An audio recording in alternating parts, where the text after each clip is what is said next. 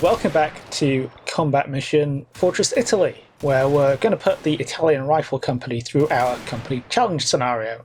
This means that I've had to port the map over to Fortress Italy, which has been pretty successful. I've only had to make one change. Building Yellow 3 at the back left of the objective is an independent building in CMBN that doesn't line up with its counterpart in CMFI. To get around that, I've simply swapped it for one of the modular buildings which is the right size, and then made sure all the windows and doors match up. That brings us on to our Italians. They weigh in at 489 points in the Combat Mission Force Selector, not too far behind the Brits at 506, but they're a very different and in some ways quite antiquated force. The company has 3 platoons, each made up of 2 squads instead of the more usual 3, but each squad is 20 men strong, split into a squad HQ and 2 9-man groups. One of these groups has 2 Breda M30 LMGs, and some of the groups have a few random Beretta M38 SMGs scattered about.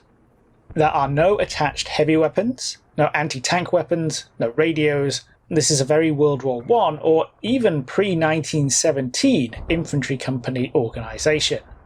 How do we generate firepower then? It's all about the rifleman. It's all about massing squads and platoons, and that's a problem. The Americans also went down the mass rifle route, but they were able to ramp up the firepower of individual men by handing out semi-automatic weapons.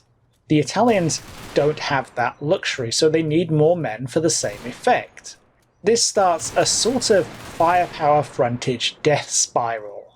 The more firepower we need, the more frontage we need. But the more frontage we use, the more enemy positions we need to cover, which means that we need more firepower. This isn't a great map for that, simply because it's so compartmentalized. Obviously, the terrain in the farm complex is broken up and complicated, making it harder to mass troops, but the approaches suffer a similar problem.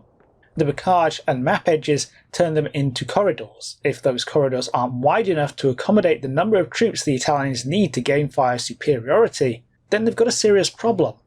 Or that's the theory. How does that translate into tackling this tactical problem in practice? I think it immediately means that the far left corridor is out of the picture. It's just too narrow and the range to the far end too long for the Italians to generate effective firepower. The far right corridor is wider and broken up by hedgerows into smaller bounds, but it also opens up as it goes, like a funnel, and if the White House was a problem that the Germans couldn't effectively suppress on their run, I don't think the Italians are going to manage. So the actual practical avenue of advance would be a lot smaller than the terrain suggests. That leaves us with the 2 centre corridors.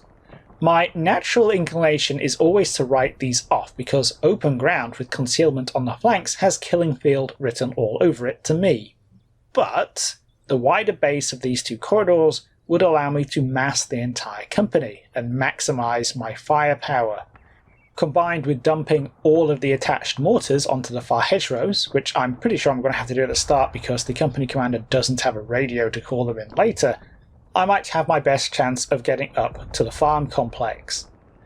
What to do once I've gotten there is another question, but I think it's going to come down to overwhelming the defenders with sheer numbers. I should add that I do not like this plan. Some of you might be looking at this thinking that it looks straight out of World War I. I'm basically going to advance while the enemy is suppressed by the mortars and then try and storm his positions when they lift.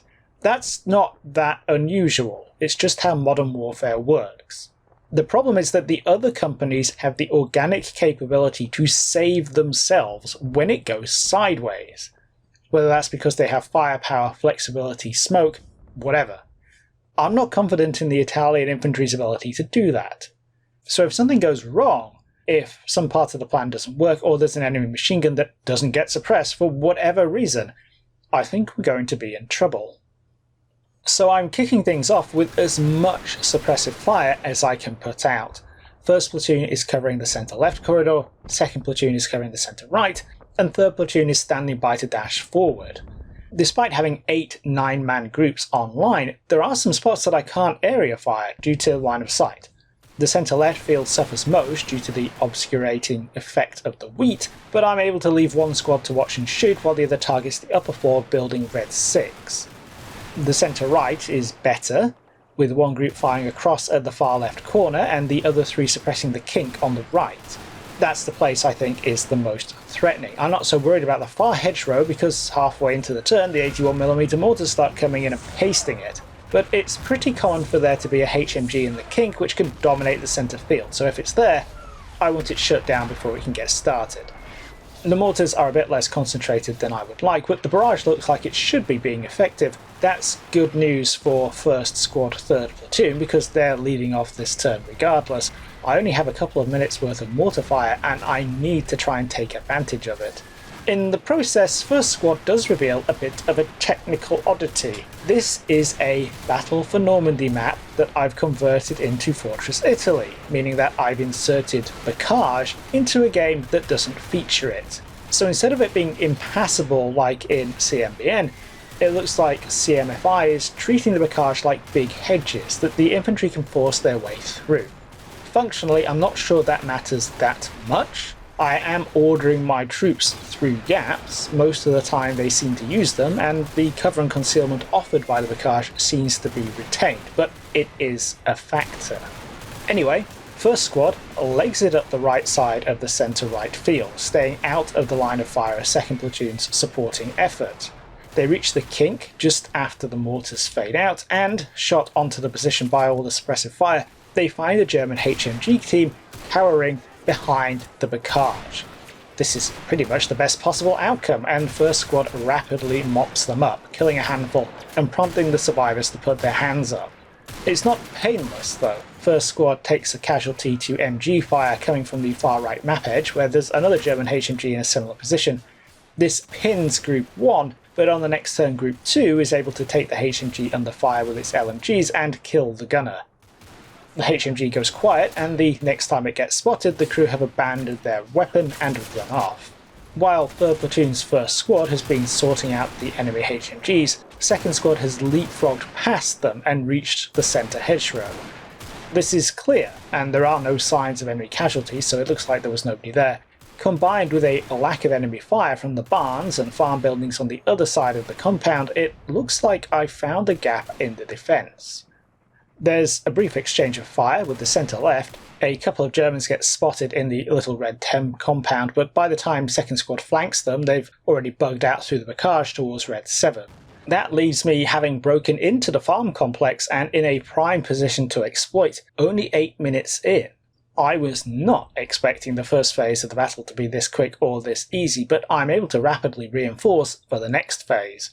By turn 15, I'm ready to go. 3rd Platoon is stacked up behind buildings blue 3 to 7, ready to occupy those and take the opposite buildings under fire. 1st Platoon has extended right a little, with its 1st Squad already engaging the White House and the corner where the enemy anti-tank gun keeps popping up, leaving its 2nd Squad behind 3rd Platoon as a local reserve. 2nd Platoon, meanwhile, is not far behind. They're going to be my manoeuvre element, crossing the road and getting onto the right flank of the yellow buildings, while the other platoons fix the defenders in place. There are some signs that this might be easier than I'm expecting. The Pack 40 is, for whatever reason, in the middle of the road and not behind the wall where it usually is. The crew have already come under fire and abandoned it. When they go in though, parts of 3rd Platoon would violently disagree about the attack looking easy.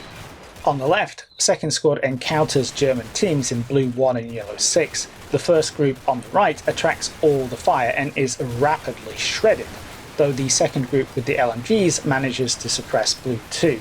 On the right, 1st Squad moves into blues 6 and 7 where they get into a firefight with the White House. It looks like I'm on top though and trying to quickly exploit. I throw 1st Platoon's 2nd Squad through blue 5 into blue 2 where they can swamp both the White House and blue 1 with rifle fire. The Germans in blue 1 go down, the White House is effectively suppressed, and although the enemy in yellow 6 is still a threat, they only really have a keyhole onto the mostly already dead troops inside blue 4. So the situation is stable. I'm able to bring the other half of 1st Platoon up on the right, throw out a load of smoke from the blue buildings and dash across the road next to yellow 10. From there, 1st Squad 1st Platoon is able to swing onto the White House and occupy it without any problems. With 2nd Squad arriving to back them up, they head off down the back of the yellow buildings to tackle the enemy in yellow 6. First squad's able to mop them up from behind pretty easily, only taking one casualty in the process, but when they move in to occupy the building, they start getting into trouble. Across the road, German teams in Red 2 and Red 6 immediately take them under fire, causing a couple of casualties and pinning them in place. A bit like the firefight with Yellow 6 earlier, I don't have weight of numbers on my side here, and it's difficult to bring mass to bear due to the layout of the buildings. But that's fine. There are 15 minutes left, I have plenty of time to sort this out. While 1st Platoon focuses enemy attention, 2nd Platoon has already crossed over and is leapfrogging them to deal with the far end of the objective. Buildings Yellow 4 and 5 are clear, Yellow 3 is not. The Germans in there hold out for a couple of turns against 2nd Platoon's 1st squad, but I'm able to bring the 2nd squad up to add more fire and eventually storm the building from the front. At the same time, 1st Squad 3rd Platoon, no longer needed in the blue buildings, has swung round to tackle the red compound from the flank. Pressing into Red 10 and its yard, they come under fire, but now the Germans in that area are in between two Italian elements. Wanting to keep the momentum up in the back of the objective, I start winding up to send 2nd Platoon into Yellow 1 and 2, but the squad in Yellow 3 has moved up to the upper floors and started engaging more enemy teams on the left from the rear. This provokes the AI to throw in the towel. They surrender at the 31-minute mark with 9 minutes left on the clock. That makes this battle a total victory for the Italians, with the fastest time yet, which is not what I was expecting. Overall, they took 32 casualties out of 132 men, so 25% losses in raw numbers, or 19% in terms of combat power according to the game. The Germans suffered 51 casualties, which translates into 85% in raw numbers, or 100% combat power because they all surrendered. The Italians secured the objective and, as far as the game is concerned, maintained both their ammunition and condition levels above 70%. Actually counting the ammunition, they had 61.02% left at the end, so they used almost 40% of their ammunition. So, what happened here? First of all, I think it's important not to get too carried away.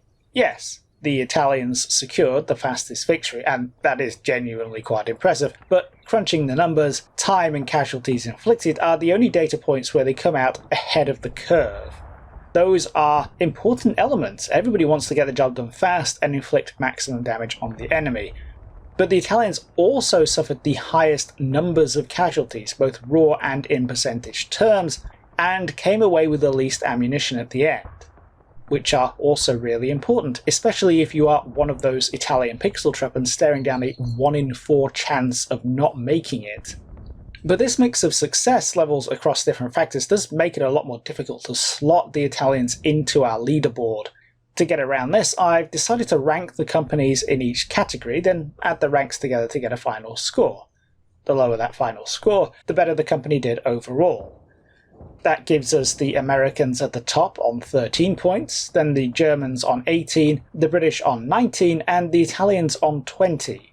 So by that reckoning, the order doesn't actually change, and the Italians come in last. It also confirms the combat power pecking order according to Combat Mission's Quick Battle Points values. The more QB points a company costs, the better it's doing here.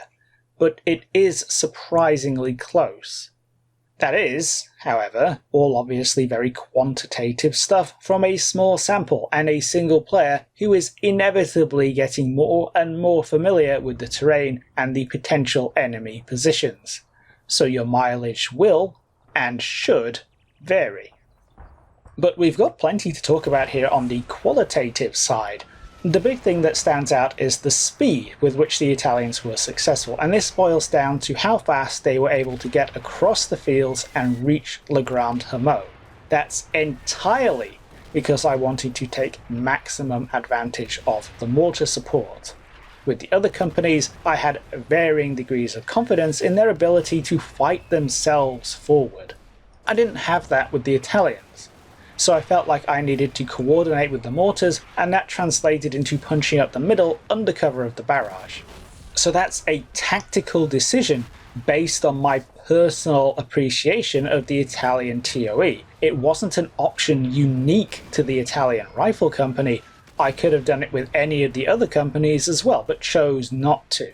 In a similar vein, once we got into the farm complex, the Italians chewed through the defenders surprisingly effectively, and I think that comes down to being forced to use mass. With the other rifle squads, I'm basically primed to split them down into fire teams. This means that I'm dispersing my force and minimizing the risk of sustaining a lot of casualties at once. I'm hopefully opening up multiple angles on the enemy and forcing them to dilute their fire across several targets instead of one. But this comes at the cost of splitting squad firepower into smaller chunks. In Fortress Italy, you just can't do that with the Italians. Italian rifle squads are already broken down into 2 fire teams, they're just giant 9-man strong fire teams. That means that they're harder to disperse, and when something goes wrong, it's a 9-man block that gets shredded instead of a 3 to 5-man team. And we saw that a couple of times clearing out the objective. But at the same time, I had the same number of positions I wanted to occupy and enough squads to fill them up. If we think about pushing the center from the blue compound, I pretty much did exactly what I did with the Americans. But with the Americans split down into smaller fire teams, I pushed 27 men into the firing line. With the Italians, I put 44 men in. And in both cases, there was one subunit that got a face full of the defenders' firepower and had a bad day, translating into lower losses for the Americans and higher losses for the Italians because of the relative subunit size. But when they didn't immediately get shot up, they could put out enough firepower to get the job done. The Americans might have semi-automatic rifles, but clearly sheer volume of bolt actions plus a load of LMGs can make up the difference. This brings up an interesting question. What is the Italians' basic tactical unit? Is it the entire 20-man squad, or is it the individual 9-man groups? If we dive into our rate of fire test, the complete squad does really well. In total, it's putting out 202 rounds a minute, which is significantly higher than the Americans, who are their closest competitor at 159. But when they're split down, the first group, armed only with rifles, only put out 65 rounds, and the second group, with the LMGs, put out 137. 65 is by far the worst volume of fire. 137 is second best behind the Americans.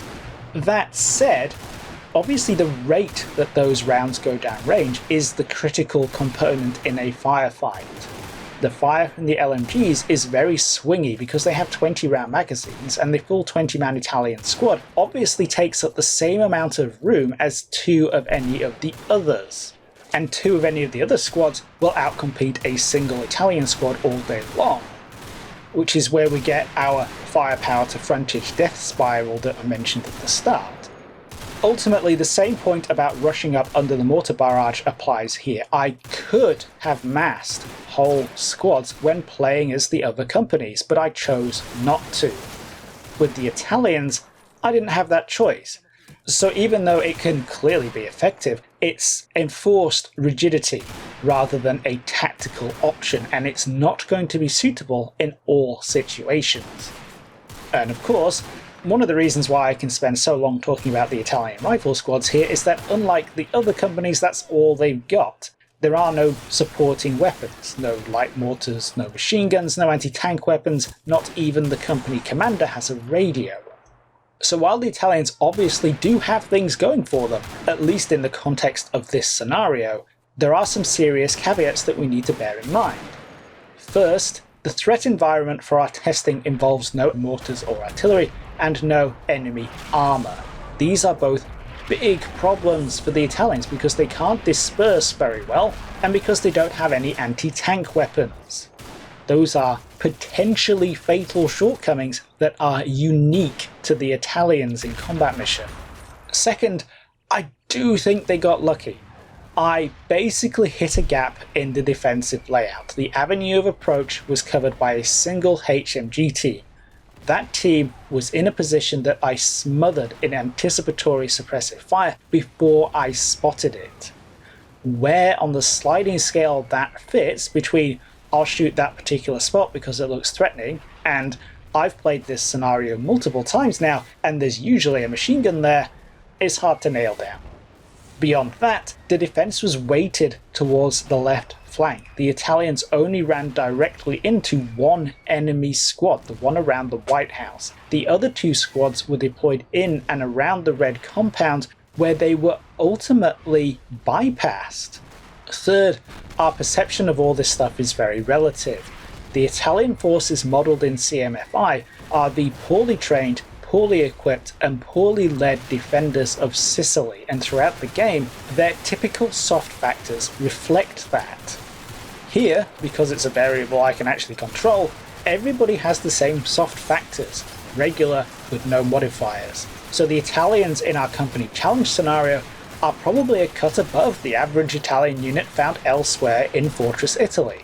So we perhaps shouldn't be that surprised that they performed above our pre-registered expectations. The most critical point about these caveats, though, is that the Italians still took 25% casualties. That's a lot, and it's certainly not in line with the other companies who had to slog through much more difficult break-ins and try to clear the objective under a lot more time pressure. So even though the Italians had a very good run, they still got chewed up the worst so far. So that's the Italian Rifle Company taking on our company challenge. A really interesting result, surprisingly good, but on closer examination, not quite enough to upset the leaderboard. Mass can obviously work. Definitely looking forward to the comments on this one. It's going to be really interesting seeing what you guys think.